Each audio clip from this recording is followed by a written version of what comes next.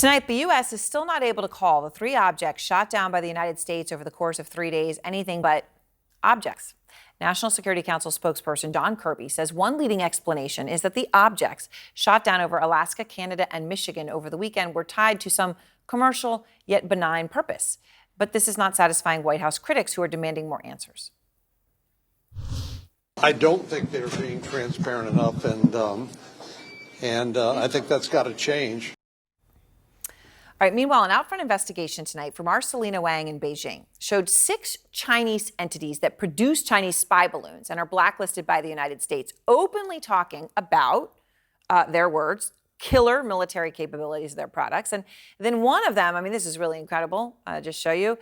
This was one of their founders had put the screen up in a presentation and points to the balloon and says, oh, look, there's the United States. There's a fly right over. So there you have it. Out front now, astrophysicist Neil deGrasse Tyson. He is also the author of Starry Messenger, Cosmic Perspectives on Civilization, and many other books that I hope people will get. Okay, but so Neil, let's just start here with this. They're bragging about flying over the U.S.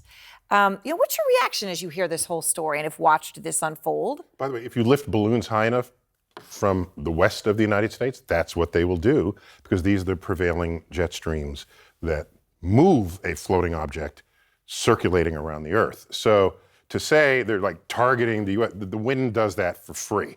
So I just want to put that out there. Yeah, but that's why they're so cheap, right? The wind does the propulsion. Yeah, the wind is your jet stream in this. And so not only that, by the way, just for context, 1,000 or so weather balloons are launched every day around the world.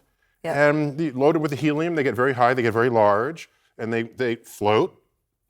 The way a drop of oil at the bottom of a water will float to the top slowly, but it'll get there, and then when it gets there, it kind of hovers there, and it'll move wherever the water currents will take it. So by analogy, I'm just saying this is not a new phenomenon that you might find balloons in the air. The fact that Sorry, yeah. No, just A. B, that first balloon, the one that we are certain was from China, right. It was very large. 3 buses or yeah, something like that in length. And just the idea that we should feel threatened by something that is large and slow moving, that you can pop. I don't know. I don't know. I'm more casual about this. You make me feel better. Maybe I should be. You make me feel better because John Bolton was on. Ambassador John Bolton earlier was on. I caught that interview. Use a nuclear, use it as a nuclear, delivery system. So but I guess the separate part from this is the U.S.-China space race. I know here we're talking near space, right? We're sort of in that in the middle. Who's going to control the new high ground? Right. Yeah. And so the Space Force Lieutenant General of the U.S., Nina Armango, said recently, I think it's entirely possible they could catch up and surpass us, absolutely, talking about China. And they've got their own space station now, Tiangong, because we didn't work with them on the ISS. They went and did their own. It's not that we didn't work with them, we didn't invite them. We invite them, they went and did it themselves. We kicked them out of the sandbox, they built their own sandbox. So what did you expect them to do? The NASA Administrator Bill Nelson says China could beat the U.S. to the moon. I mean, we went once, but then we didn't go for 30 years. So, by the way, all this whining, I'm going to call it whining because I feel strongly about this. Had we continued onto the moon and stayed on the moon and onto Mars, we wouldn't be like looking over our shoulder now, wondering who's going to catch up with us. We would have stayed ahead of the world. So to sit back, kick up our feet for 5 decades, and then all of a sudden say, oh, let's build Artemis and go back to the moon. Well, what's motivating you? Oh, China says they want to go back to the moon. So let's be honest with ourselves that we're not being proactive for the high ground, we're being reactive. And on top of that, just so people understand, you're talking about unlimited resources of minerals. Oh yeah, and everything up there. I mean, it's not just for the bragging rights, right? That's all there. Never mind the military aspect of hypersonic missiles and everything else. But space basically has unlimited resources. Everything that's rare on Earth is common in space. Rare earth metals, even though they're just rare in location, they're not really rare in abundance. But you look at things that we have fought wars over, access to energy, minerals, water, and there's no end of that in space. So one of my dreams is that we turn space into our backyard. Earth turns space into its backyard, and upon doing so, it would remove an entire category of why we have ever fought wars, which is battling over access to limited resources. Right. So I think space might be the best hope for peace in the future of civilization. And of course, now it looks like we're fighting over it. So now, in the context of these objects, okay, 3 more objects are shot down. And as you point out, there's a lot of objects out there. But, you know, and look, I look at a map of the world and I see all the satellites up there, and Yeah. it's very terrifying because you're like, oh my God, if those started raining down, we'd all be gone. But now, you know, this whole concept of extraterrestrial came up, right? And there had been congressional hearings about this, about UFOs, and now we find out most of them were Chinese spy balloons or weather balloons or whatever. But in the broader conversation here, does this change your view at all of the nature of extraterrestrial life? No, not really, because we have greater capacity. I've used this phrase before, and I mean it genuinely.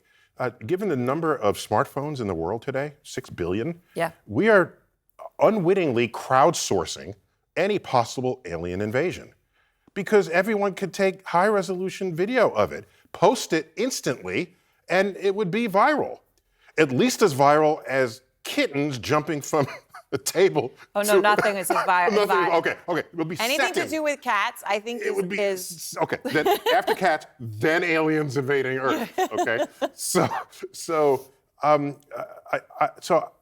I think I'd like it when people need an excuse to look up. Right, look up. Mm-hmm. And by the way, the government doesn't want you to not look up if a billion, hundreds of millions of people look up and see things that could harm us. I want the military to investigate this, Right. but by all means. Right. And so it's just odd that we have expensive planes and expensive missiles to pop balloons.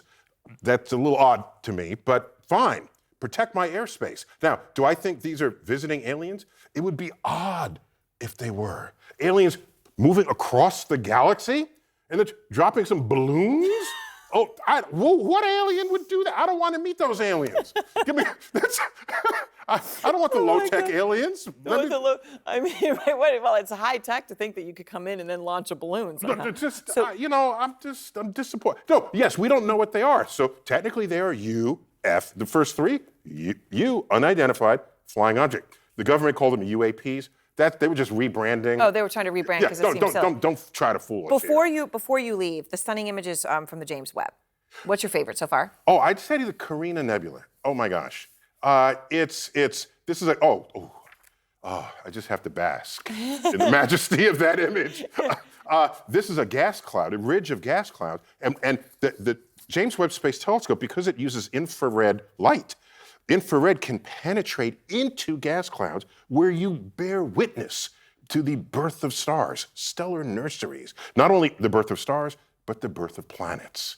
And that's just in front of our nose. Wow. And it does that in addition to looking at the birth of galaxies in the early universe. It's a badass telescope. I just thought I'd tell you And that. if it finds a balloon, then they're a lot more high tech than you thought. Call me if you find a balloon.